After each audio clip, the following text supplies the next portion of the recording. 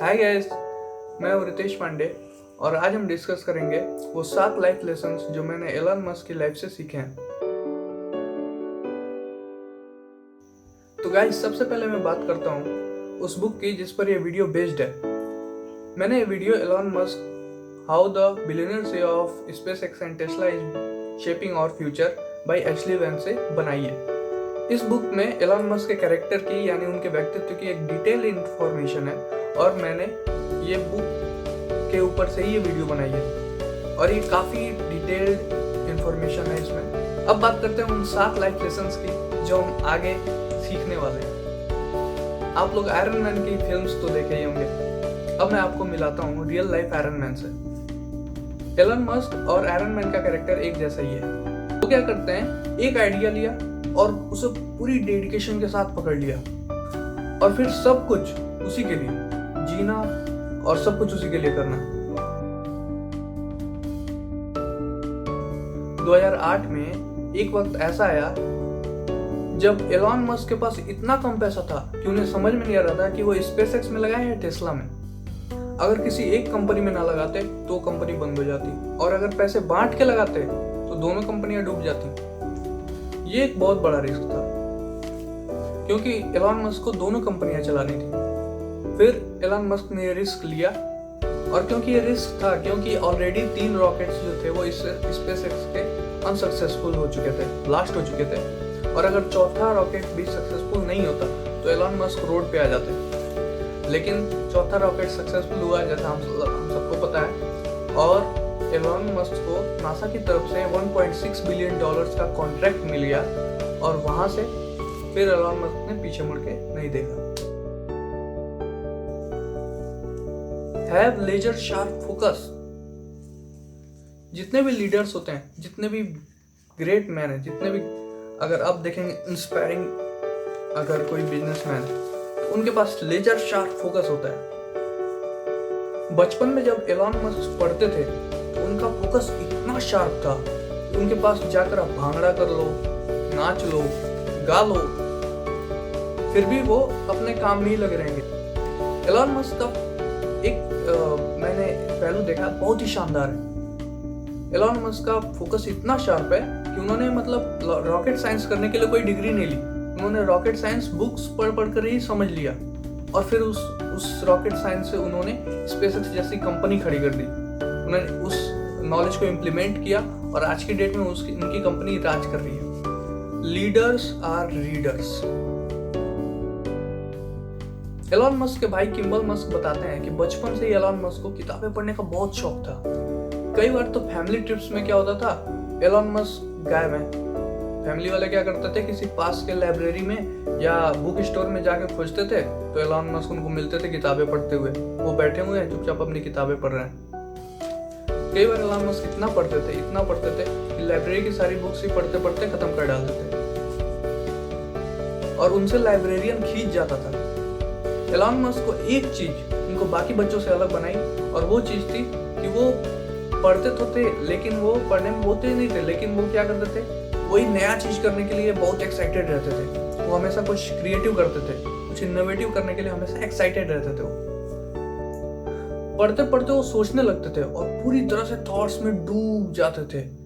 पढ़ो तो वो ऐसा ही पढ़ो, एकदम लीन हो जाओ उसमें और आसपास से कोई मतलब ही ना रहे। ये होती है पढ़ाई। 4th is time is everything.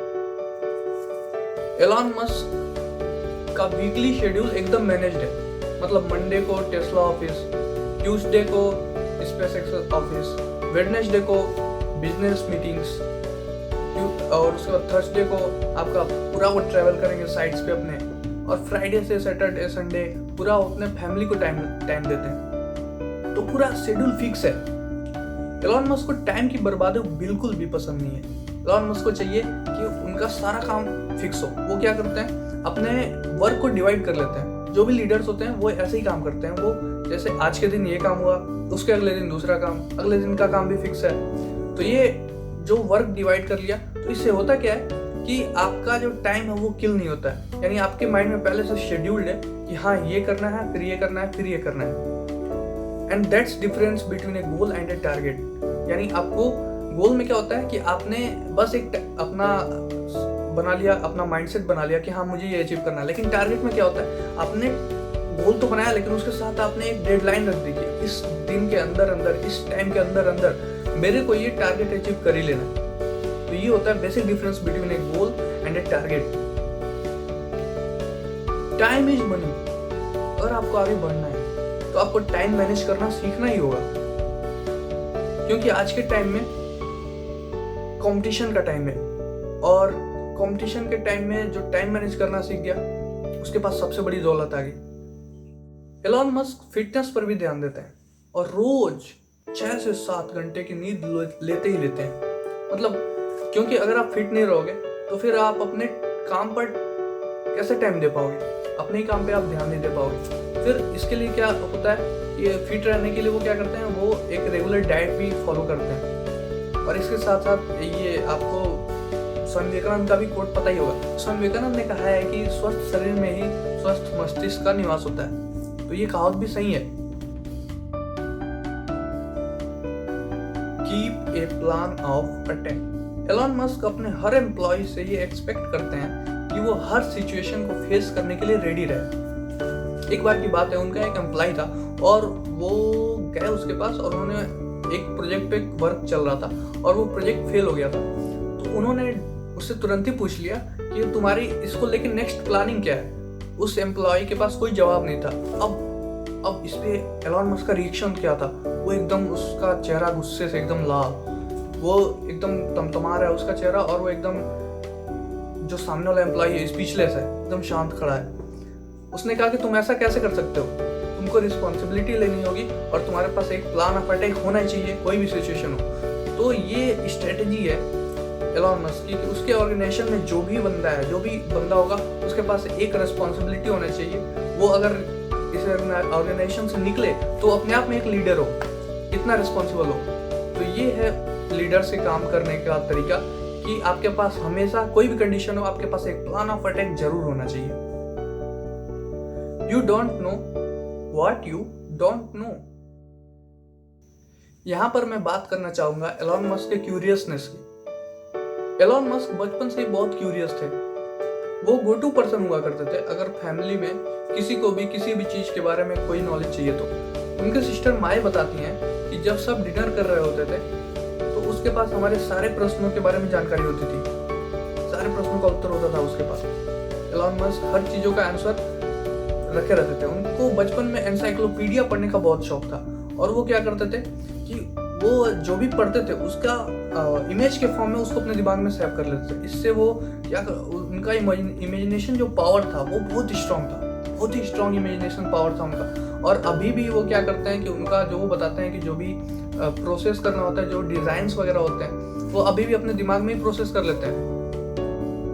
उनकी इमेजिनेशन पावर बहुत ही स्ट्रांग है और साथ साथ में वो सोचने के लिए बहुत डीप में जाके सोचते हैं। कुछ भी अगर उन्होंने पढ़ा तो उसको सोचेंगे तो बहुत डीप में जाके सोचेंगे। ये पावर है उनकी और ये एक लेसन है हमारे लिए भी कि अगर हम कुछ करते हैं, कुछ भी करें तो एकदम डीप में जाके सोचें, तभी हम लोग उसका अच्छे से एनालिसिस कर पाएंगे। सातवीं उनकी क्वालिटी है जो मेरे को बहुत ही कॉम्पेलिंग लगती है और उनके कैरेक्टर का ये मेरे को बहुत ही अच्छा पहलू और इम्पोर्टेंट पहलू लगता है। ये डू और die but don't give up. एक बार की बात है, एलॉन मस्क और उनके साथी माउंटेन्स पे बाइकिंग करने गए हुए थे, यानी साइकिलिस्ट थे, और वो समर का टाइम था, गर्मियों की टाइम था, और उस टाइम वो लोग गए हुए थे बाइकिंग करने। तो फिर क्या हुआ, उनके साथी थे और उनके कजिन्स भी थे, और वहाँ पे जो पहले से ट्रेंड थे, जो बाइक साइकिलिस्ट थे वो ट्रेंड थे और गर्मियों में रहने के वो आदी थे।